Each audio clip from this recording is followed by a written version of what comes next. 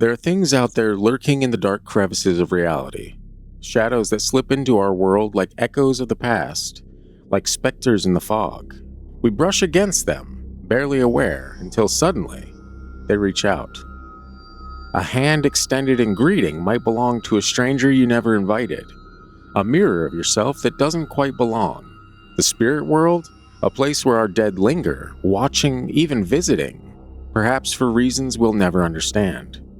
And then, there are objects, ordinary things that carry whispers of lives long gone, marked by curses and histories that defy all sense.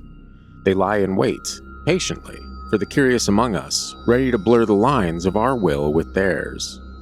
Each encounter leaves a mark, something in us changed, something that knows these aren't mere stories, that there's more to fear than what we can see. We live alongside forces we pretend not to believe in, yet they wait in the cracks, ready to step forward when we least expect. We'll see you on the inside.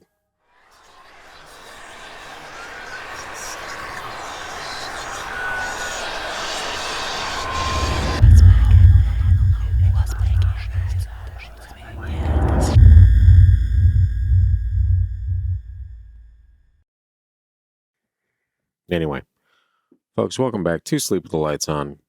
If you are new here, be sure to subscribe to the channel where we drop these bad boys whenever the hell we want. And you can figure that out if you're subscribed. Hit that little button and it'll tell you when we release a new one. Isn't that interesting? It's a bell or something like that. Yeah. And anyway, my name is Scott, and I am joined, I didn't introduce ourselves last episode. My name is Scott, and I'm also joined by my father-in-law and the world's absolute wettest blanket, Christian. Yes, this is a turtleneck. And yes, I do look like Steve Jobs when I pop this hoodie off. Or, what's that other guy that wears turtlenecks all the time? The guy that used to play Latka in Taxi. There's a meme with him. Yeah, but the turtleneck combined with the beanie, it seems like after this, I'm closing up shop to go and perform some slam poetry. And I don't know if that's quite the look that I was going for, but intellectual lumberjack slam poet. Nice to meet you. Fucking stupid, man. The tree fell. Yeah. Or did it? Little rain stick. Hell yeah. Hell yeah. There's more to come. I'm sure of it. Anyway, we've got some stories for you. You like stories. We like telling stories and yelling at each other sometimes. This is the show. Let's get into it. This first story, if I may, wow, that sounds so much clearer. I hope I haven't been talking to the side of the microphone. Apologies if that was the case. Let's see if I can keep this exact distance for the remainder of the show. All that and more at 11. Anyway, this first story is called We Got Options. And it goes a little something like this. Rain stick. No, it's fine. One time I shook what turned out to be a doppelganger's hand. I was leaving a couple of friends' house. As I left the front door, I was blocked by someone. It was my friend's twin brother, I thought. So I shook his hand and welcomed him in. Everyone was scared as hell once we were trapped in a room with the doppelganger, and my friend said that he didn't have a twin. It was either the Grim Reaper in the flesh, an alien disguised in the flesh, a ghost or spirit or jinn in the flesh, or God or the devil himself. This person's being a bit dramatic.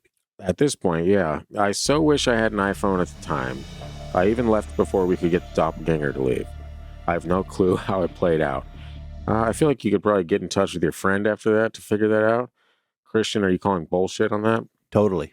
It's kind of an interesting story, though. Anyway, the second time... Yeah, the thought of it's interesting, but the whole description of every supernatural being, possibly. It's pretty hard to go from... I mean, that just seems like you're being a little facetious. I can't talk right now. My mouth's a little dry for no reason. Don't worry about it.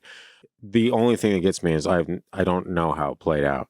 Like, fuck no, that's crazy shit. You would have absolutely known how it played out when you talk to your friend next, unless the doppelganger, unalived them all. Are we still saying that in this America? Maybe the doppelganger did the little Men in Black thing. Yeah. We're going to finish the story and find out. The second time I was with the same friend. Oh, didn't know anything about the first story, though, when you were with the friend. It's fine. Drinking with his neighbor and the neighbor's wife. Maybe they should communicate in other ways besides drinking. Yeah, give that a shot. We're all watching TV when a girl storms in through the front door and sits close by me. About 10 minutes later, she storms out through the front door and slams the door. The next day I asked, but no one saw her but me. I think it was an angel, but it was... Oh my gosh. But it was definitely in the flesh. Yeah, sorry, but fuck that guy. So she was... what he's saying is she was pretty. Earth angel. No, it's fine. Yeah, that would have been perfect. I wish... do you think that's royalty free by now? Probably not. Don't know. Earth Angel. Someone look that up and get back to me. Great song, by the way. No, it's not. I'm calling bullshit. And I don't do that too often, but I also put this in there because I like the story. So the story's fine. I think she's an angel after going through every other. Yeah, no, she literally stormed in the house and then stormed out of the house. And he was the only this one. Angel. Oh yes, the Lord works in mysterious ways, if you will.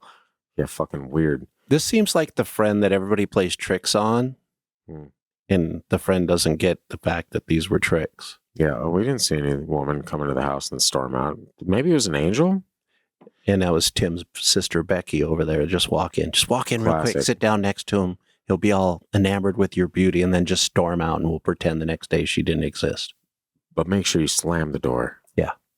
The people need to know that you're angry. Yeah, strange story. I don't know. The first one, maybe I just didn't really grasp when I was putting this together that I was like, this feels kind of bullshitty. Again, the second or third go around is usually when my brain is like, hey, I like this part seems a little fishy, yeah? But it's fine. Here we are. We just debunked this one. And that's what we should do with stories that just don't hold up. Or Mike's. Or Mike's. Well, the reason, this is the first time I've ever done it on this particular show. Occasionally on the podcast, I'll be like, the podcast that comes out every Thursday, wherever you get your podcasts, and you should also follow that, but don't take it from me. Take it from at least 220 people that have also reviewed it on Spotify. 250,000 downloads. I said too much. I forgot where I was going with that. Damn it. That happens sometimes. What was I saying? You've never done this once. Yeah, which means that we tell a lot of true stories on this show, Christian, and just this one flub. It could be a true story. Just the description and the amount of characters that showed up in the doppelganger thing, though, is weird. Yeah, it's weird. Yeah, like I said, it's just weird. I would have believed it wholeheartedly if he left the gin out. No, if I don't care about him listing everything. Like I said, he was being facetious. I need some liquid. It's fine. Yeah, I would have. Whatever. He's just rambling on, kind of like me. And it was just the fact that he says no clue how that ended. If there was some crazy thing and everyone was freaking out inside of an apartment where there's two people who look the exact same, like doppelganger status, and the one that just entered refuses to leave, you would know how that played out. You would, as soon as you left or got home or saw this person the next time, you're like, yo, what the fuck was up with that dude that looked like you? Well, also he said my friend's twin. Just assuming he's got a twin brother. And then later he's like, I don't have a twin. Yeah. You're like, but we're best friends, bro. Yeah. Yeah. This guy was 11. This guy was 11. This guy is on the outside of this friendship group, but thinks they're on the inside. A little sad, but that's how we do it around here, Sometimes reality is sad. It ain't easy being brown. No, it's fine. What the hell is that? I get to drop weird references too from time to time, Christian, all right? You get your weird 80s music, and I get to drop Arrested Development and several other fine television show references. Der Kommissar. Dirk Pinesall, what? Der Kommissar. Okay. You said 80s reference. I believe it. You didn't even have to say that, and I already knew some 80s reference. But, since I'm hip and youthful and vibrant and operate a slam poetry ring, underground, no less, yeah, those things just kind of fall right off me because I'm already so hip. I'm like, okay, yeah, have your weird 80s stuff. Again, slam poetry. Is that from the 80s? No, I'm saying that I have that, and so your 80s references are weird. Anyway.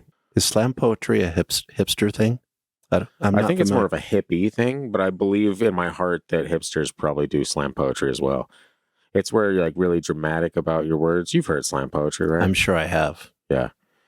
It's fucking... Can we call it what it is in this America? No, I'm not going to. I'm not going to because then I would be attacked. Even, it's fine. Deservedly. No, not even deservedly. Some things are funny, and you should be able to save them. Save them. Save them. You should be able to save them.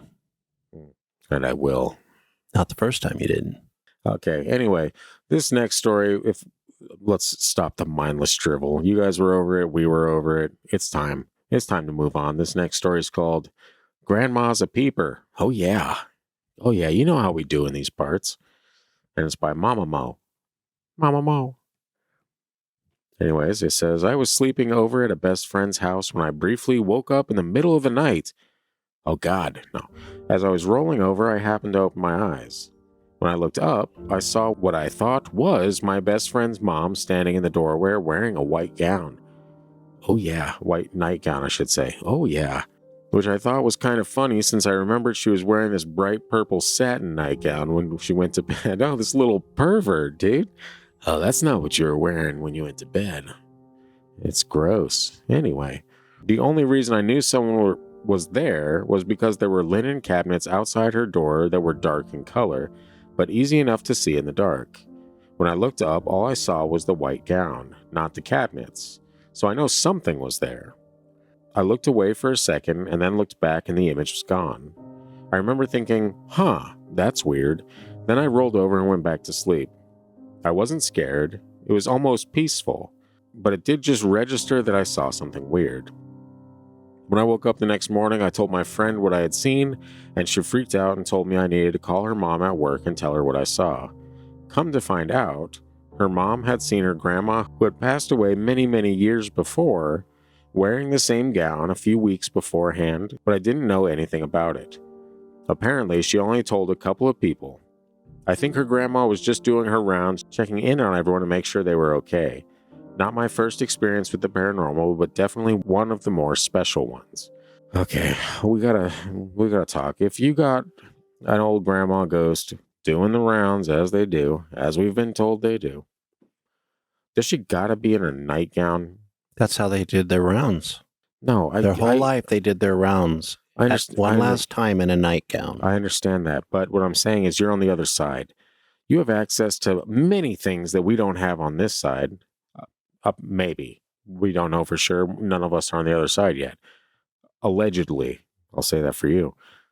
You got to think there's a cabinet or a drawer or a dresser or a closet somewhere on the other side where you can be like, hey, time for me to get rid of this shitty old nightgown, huh? I've been dead for many years. You know? It's just some proof that maybe this truly is an imprint in time and not an actual ghost. Because if it was an actual ghost, they could appear however they wanted to. And most people, even in the afterlife, probably wouldn't choose to be in the same nightgown they've worn for 10, 15, 20 years. Unless it's an old grandma. I got to be honest, I didn't catch any of that. What I was thinking about that entire time is we should have a hookah set up. Do you like hookah? I've never tried hookah. Oh, hookah's the best, man. I have one right here. I glanced down. I was like, oh shit, my hookah. Man, I had like 15 hookahs when I lived in Vegas. It was a wild time for your boy. Scott never listens to me, but he pretends like he knows what I'm relevant? saying. I feel like that's never the case. So I was like, it's fine if I think about hookah for a few minutes. Anyway, I also it's dawning on me that I have my wedding ring on my pinky finger, and people probably think I'm weird like that. It's not that. I have a really my knuckle split open, and it hurts. Alaskan winners. Anyway, that's what I was thinking about while you're saying whatever you were saying. It's fascinating that people are going to wear these old clothes when they could appear in better clothes, in heavenly clothes, maybe even. Yeah. So it's just an imprint. But also, there's, and I'm sure you've heard this before, but as long as somebody remembers you, you're never dead. Yeah. So maybe this was just mom remembering her mom, and it manifested in an old nightgown. I don't know why. I don't know. I don't understand why. I don't like that. So, what if ghosts were just manifestations of our mind? And if we were powerful enough with our minds to project a ghost out there that other people might see, what are we capable of? Obviously, a lot more than what we're doing with our minds as it is. Well, we're not doing much with our minds as it is, turns out. And that's all right.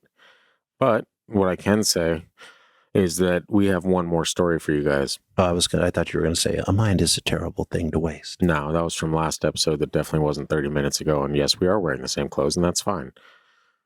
We should just make 1 hour long show instead of doing this twice, and release it whenever the hell we want, No schedule. It's fine. I'm going to reset these cameras because we can't afford ones that run all the way through.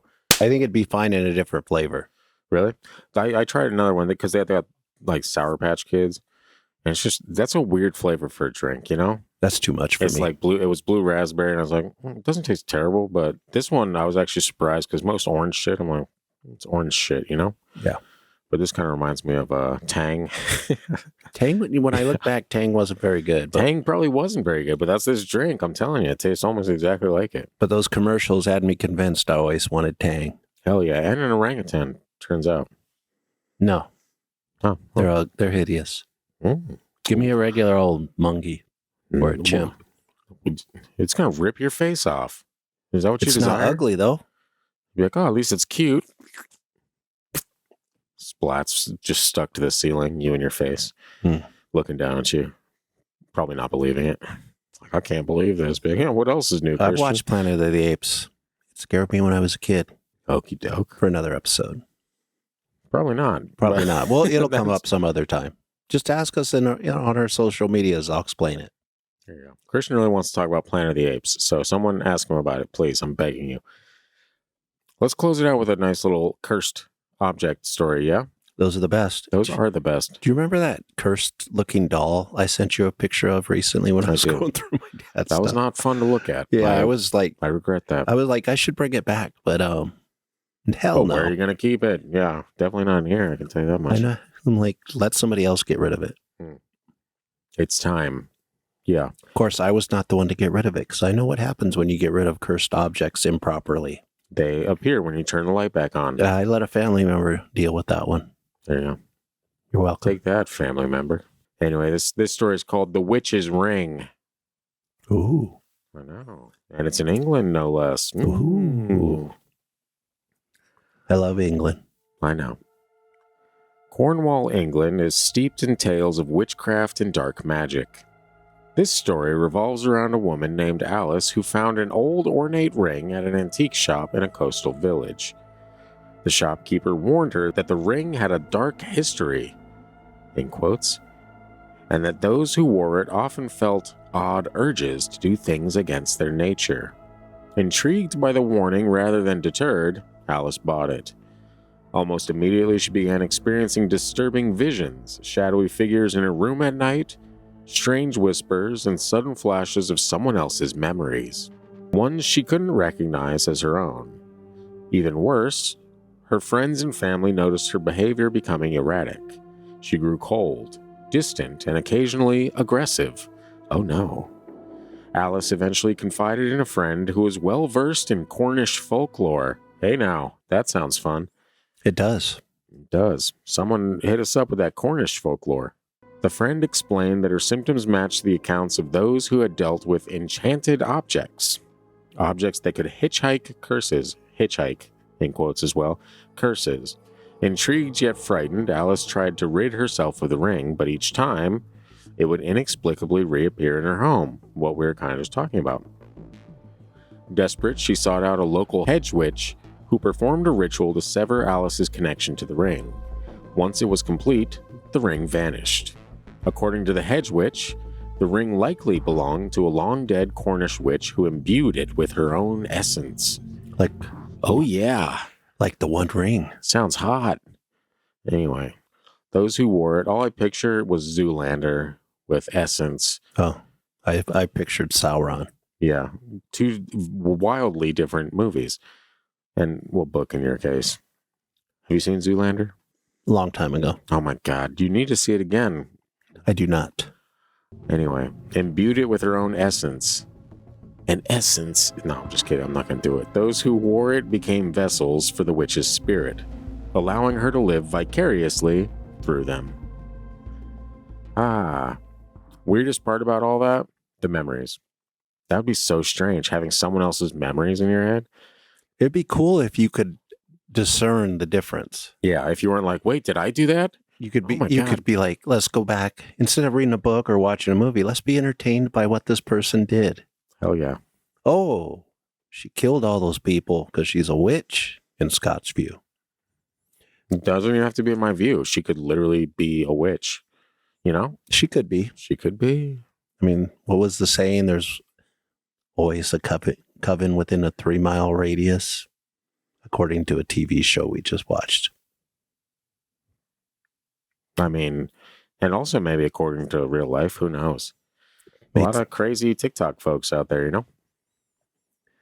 The TikTokers. It's witch talk. Oh God. Yeah. Wow. I hope I'm not being hexed as we speak. Sorry. Maybe that's what's been going on. No, I'm just kidding. Wouldn't that be the weirdest thing? Some witch found our podcast and just hated it and was like, I can't stand these assholes. Gonna make their lives hell. I'd be pretty sad if they hated me too, because... Yeah, I understand myself being hexed because I, again, say everything without consequence and without even remorse most of the time. Just willy-nilly throw it out there. I stand with the witches. I know you do, which Hex is the him. weirdest place for you to stand because you don't believe in it. It's like, hey, you psychopaths to do weird shit that I don't believe in, get them. Psychopath's a little bit of a strong word. Exactly. And you're out there saying it next to him. Get him. All right. We did it. We solved it. Anyway, what was your favorite story? I like the last one. Of course. I knew you would. It's got England. It's got A ring. the name Cornish folklore in there. The And title Cornish folklore. I like folklore anyway. Hell yeah. And it's got the one ring. And it's got witchcraft, which you're a big fan of. Imbued with a previous witch's essence. It's kind of spooky to think about. Has anyone out there, have you ever had a haunted object or a cursed object, I guess, in this case, right? Have you had something where you pick something up and you're like, you know what? My life got kind of strange after I got this. I once had a cursed object. Was it your marriage? In a ring form. Oh. I don't. And here's I was right. Wow. I was like, here's the funny thing is I was playing basketball one time with it on. I thought we were talking like it was your wedding ring. Yeah, it was my wedding ring. Oh, goddamn. This is so back and forth where I'm like, did I get it right or not? Yeah, it was my wedding ring. I'm playing basketball with my friends Tommy and Brian and a bunch of other guys. Classic. We know them. Ball hits wrong. Finger gets swollen. I have to get the ring cut off. And my dad looked at me like I just ruined my marriage because the circle had been broken. And long story short, I did get divorced. That is actual superstition, right? Yeah. I'd never heard that before, but I guess it does kind of make sense. My dad was like really serious when he like looked at me and told me that I screwed up. What have you done, boy? And my dad's not the type that's all into superstition. Yeah, it didn't really strike me that way. So it was pretty fascinating. That is wild. Yeah. That's wild to think about. Mine's made of silicone. Does that mean that I'm weird and stretchy? I think people just make things up and make it when you think something is powerful like that. Yes, of course, church magic. Whether it's powerful or not, it's still going to have a hold on you. That's right. So just like this show has a hold on you. Isn't that great? Yeah. Let that sweet caress. Never mind. Wow, getting strange. Just push the like button. Yeah, just whatever gets us out of here faster, you know? But also, hey, comment below if you're nice. If you're not, then hey, hello. Yeah, you thought I was going to say something else, didn't you? No, I'm not. Anyway, guys, you got to remember to sleep with the lights on, okay? Because you never really know what's lurking in the shadows. Probably something cursed. Most likely something cursed, and you don't want no piece of that action. Check under your bed. That's where the witches put things. Oh, yeah. That is actually sometimes where the witches put things. I'm going to put little individual witches on each of his fingers, and he's going to be like cursing. It's fine. Guys, we'll see you later. Goodbye. Gotta love a good awkward closeout.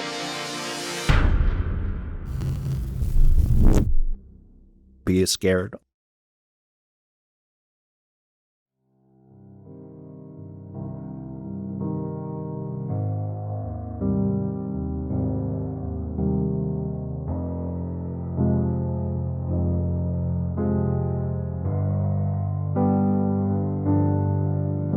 Hey.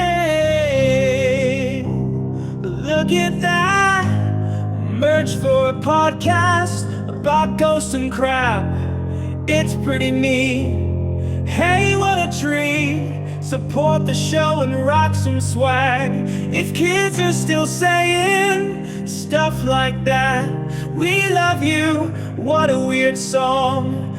Buy a t-shirt with TFD thong. Just kidding about that last part, but it's funny all the same. I think the song's over, I'm going insane.